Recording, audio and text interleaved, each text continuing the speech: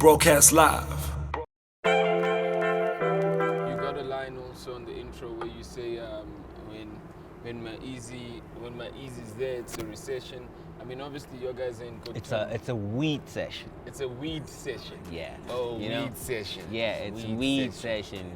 Must be to my easy does it. You know, it's a weed session. So, you know, that can easily go Sound like either way, like recession. recession. Because I do throw recession a couple bars later.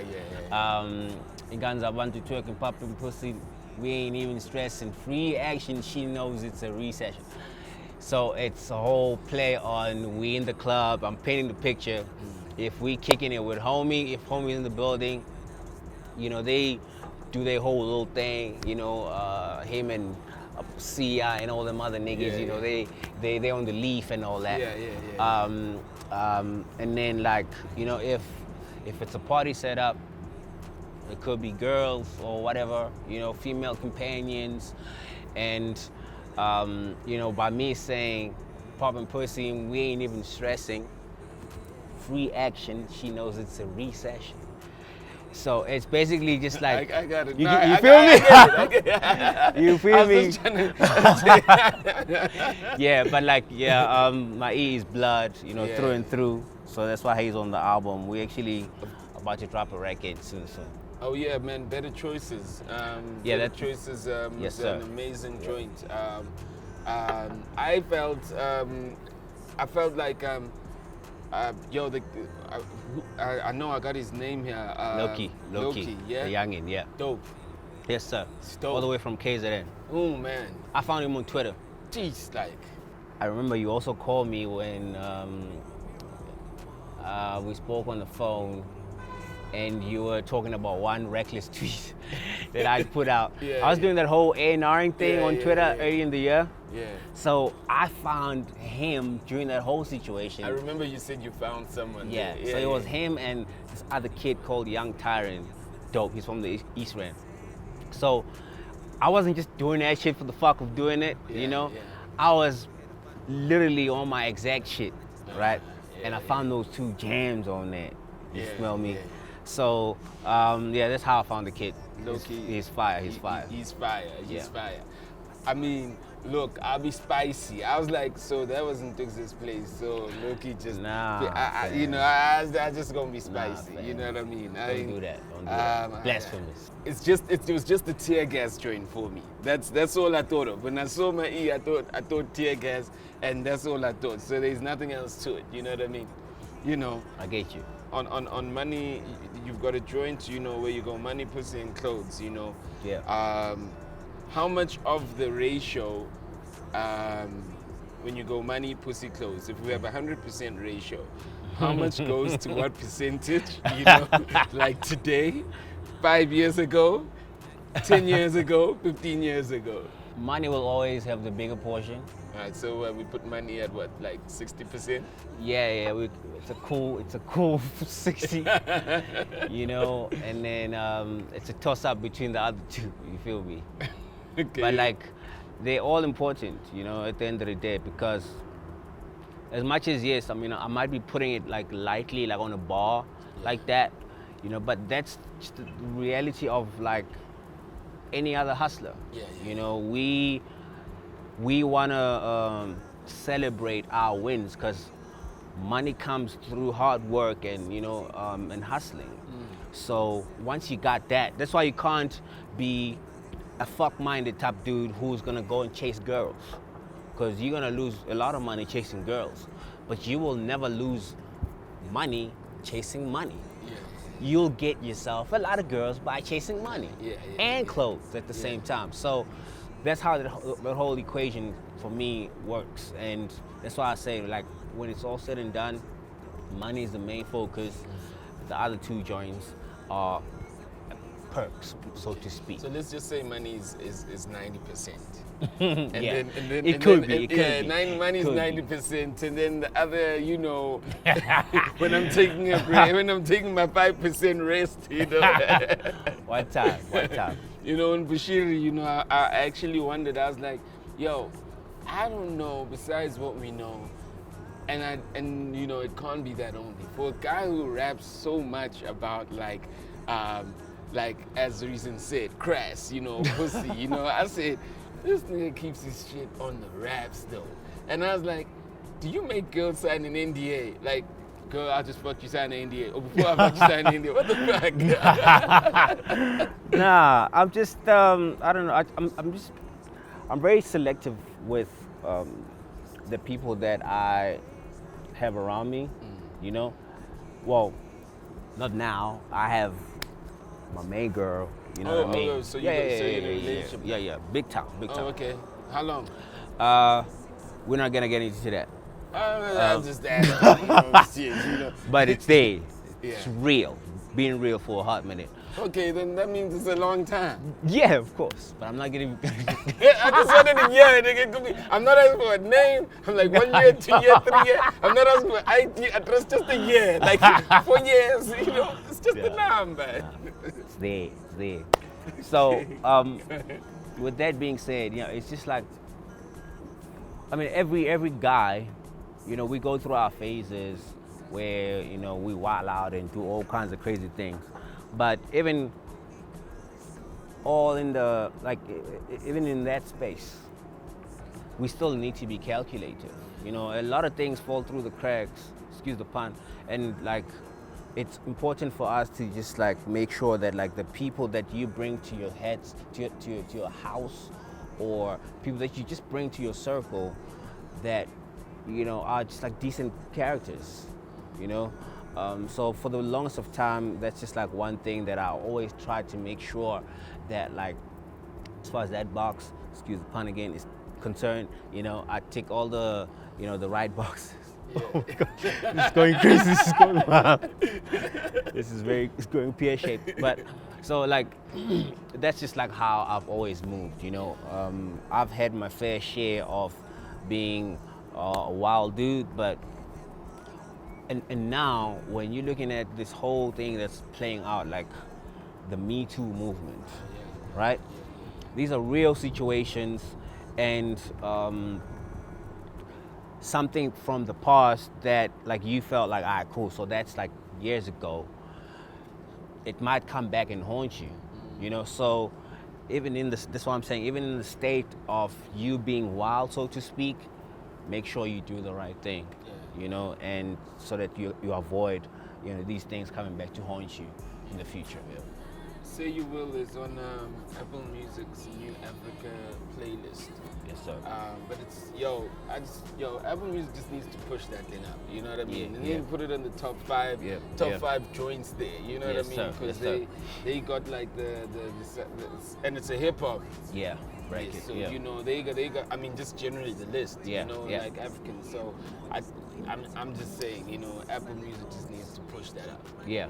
Apple, I need to push that up. And you know, it's and like and then everyone else, for every other South African artist kind of follows after that hip hop artist. Yeah. So it's just a message to Apple Music. We see you, y'all. Yes, sir. Yes, sir. Move us up. Move South Africa up in that rap list. You know what I mean?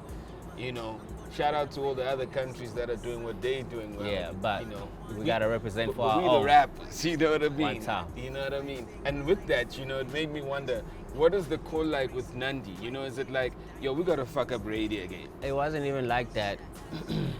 We bumped into her, I think it was at Universal, sometime early last year. And then like, you know, we just like politicking. And then she's like, yo, on some real shit, I think we need to do a sequel. Because, you know, wherever I go, motherfuckers are calling for this shit. Yeah. I was like, sequel, my nigga? I'm like, I don't know about that, but I'll give it some thought, you know? And then I think a month or two later, we took a picture together and boom, she posted and said, Skhanda Love, 2 question mark. And then she just like went. I'm like, all right, cool, there could be something there, right? And then I think it was around this time last year, I made the first draft of the record, Say You Will. And we were at Afro Traction Studio, so he solely just like built the whole thing from scratch. And Nandi recorded the hook as you hear it now.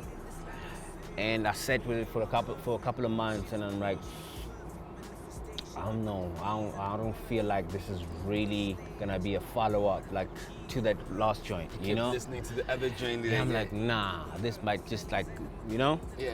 So early this year when I was working on an album, I'm like, all right, cool. Let me hear what these young niggas could do to this shit.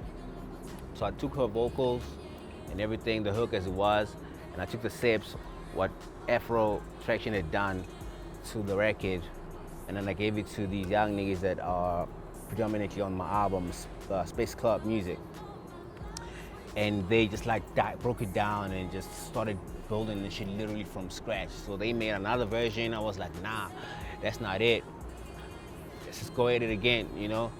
And then I started listening to like records that I felt like, you know, had that thing that I was looking for, like Boot Up and shit, right?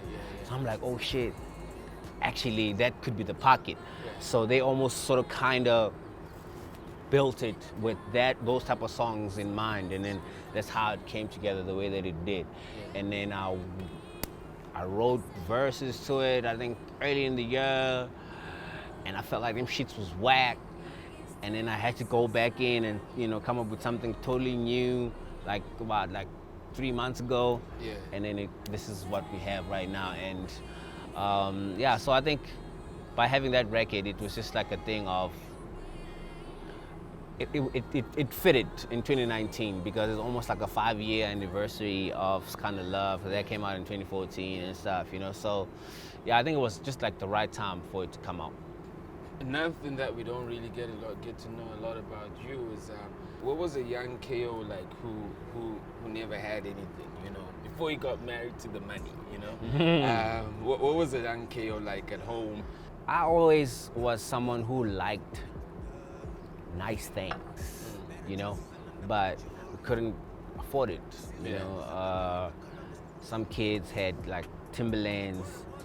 My folks could only give me like a pair of like them Caterpillar joints or like them Bronx joints or like Skechers, you understand me? And they've stretched themselves even. Yeah, that's also still, you know, pushing it.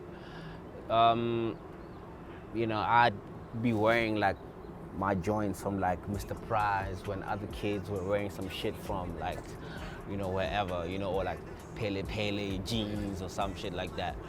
So it was always a thing in the back of my mind that like, yo, I need to work as hard as I possibly can so I can afford these things, so I can afford myself these things, and also afford certain opportunities for the people that are around me, for whether my siblings or like even my parents and stuff like that. So also, I always wanted to be a rapper, right? When I was at home, when my siblings or like you know, my friends at the time would go out and go do like typical shit, whether playing soccer or playing b-ball, I'd be at the house, headphones on, you know, jamming on some Wu-Tang Forever or jamming on like whatever was hard at the time, you know, Mobb Deep, or, you know, because that was like my escape, especially coming from the town where I come from, where there's literally nothing. You niggas were lucky up here in Jersey. You know, when we were sitting there watching TV, and I'm like, oh shit. So there's this thing called Mother Lode. Oh my God, so like there's actually niggas out there like me? I wanna go to Jersey, bro. You know? So by me finishing matric, I tell you right now, I hated school. But it's the only way I could come up to Joburg. So that was the condition your parents gave you? Yeah, I wasn't gonna come up here with my parents to like, you know, put me in some townhouse or flat, you know, just for me to stay and hustle this music shit. Fuck no. They would have told me to stay all the way back out there. So by making sure that I get the right results and then boom, go to varsity and study while I'm out there, and you know, on the side I'm chasing the music thing, it was all just like the way God designed it for me. You varsity in Joburg? Yeah. Okay. I went to, actually, not in Joburg per se, but it was VUT in the Val. So me being there was good enough. You know, I'm in Gauteng, bro. You know, that's all I know. I can hop in a taxi and go watch freaking mischief, performing, Yeah, whatever the fuck. You feel me? Yeah. So that's how. Those are the things that motivated me, you know. But like as a kid, I always wanted to be the man that I am today and more. Where does then Mai and Dugza come in the picture while you are out there? Because like clearly you all are coming from different places. Yeah. Where does this connection come in with these cats? It's- That like, and where were you living when you came up to Joburg? I was living in at Rez, Okay, cool. that side obviously, and I found my there actually. Oh, was he also was studying? studying out there. Okay. He was there a year before me, and then a year after Dugza came as well. Okay. So the bond started literally just like out of, because at campus back in the day, actually I was sitting there and listening to YFM, right? And then rap activity, boom, you know, and all that shit. So like these two dudes jump on, and then one of them talks about like, yo, I studied at VUT, and oh shit, I'm like, oh, so there's a nigga like me in this very same campus. Yeah, I yeah. need to find homie, Yeah, right? yeah, yeah. I didn't know what he looks like. This is Yeah. radio back in the day, like. yeah. So I didn't even know. I just remember the name. They call themselves Squadron, right? All right, cool, boom. A few weeks later, I'm sitting at there was a campus station, right? And then they opened. There's like an open mic thing happening over there, so like niggas can bust in and just like do their thing. So I walk in. I walk to the station. I'm waiting my turn to get in there and lace. So I'm seeing this one dude, like, you know, who is so sociable. He's like friends with everyone, you know? Yes. I'm like, okay, cool. So eventually, like, cause this is the type of nigga that this guy is. Yeah. Cause I was right behind him. So like he kept on like, and then like boom, he asked me like, yo, where you from, bro? Yeah. You know, I'm like, nah, I'm from wherever. And then he gives me his name. I'm like, okay, cool. And then he says something about, oh yeah, nah, we just out here. I'm about to go in there and do my thing as well. Just a couple weeks ago, we were on YFM, and I'm like, what's your crew name, fat? Yeah. And then I'm like, oh shit, this is the nigga I've been looking for, bro. Yeah, and then he became my best friend since Wow. then. Man, that's a story. Yes, sir. That's The a movie. story. The movie. It's a movie. The Yeah, tear-gas that's movie. the tear gas movie. I keep saying though. You guys have got this ridiculous bond though, and when I think about it, it's like. It's almost like you guys are almost having an out-of-body experience, seeing what has happened with Yeah. each other's lives. Yeah. Started from where you're coming from. Yeah. You know what I mean? On the joint with Java Flight School, you know, you talk about like you have a line where you say, you know you're rich, you're just being humble, right? So my question is, how hard is it to stay humble? Okay? How hard is it to stay humble? Hey, bro. I mean, I think by me saying that, you know, it's obviously not meant to be a flex or of any kind, you know, but I do know God has offered me or has blessed me with so many things that when I look at some of the other guys and I feel like, dang, why did he choose me? You know what I mean? And it just comes from a place of being grateful, you know, and by me saying, I'm just trying to be humble, bro, like even till this day, when I wake up in that house that I live in, it's still unbelievable. It's surreal, bro. You know? Where I think like, oh shit, so wow, so the bank account is looking like this. I have a clothing brand that is in stores, my nigga. That is crazy. That is fucking crazy, bro. And 13 years, I'm still here and like I'm still part of the conversation. That's amazing, you know? So these are all the things to me that keep me grounded, you know, that like even when I have W's playing out like right in front of me in my life, it's hard for me to even bust out and now start like going crazy on Twitter. I'm like, yeah, so I told you niggas. Or like, you know what I mean? And start wilding out like maybe like some of the other dudes would do, you know? For me, I take my W's and share them with my family and then take a portion of that and invest right back into the game. You know, that's how I move, because it's all about just like sustaining my presence in the space and positioning myself in a way that like tomorrow I can still have something that I can dabble into in case the shit plays out funny. Broadcast live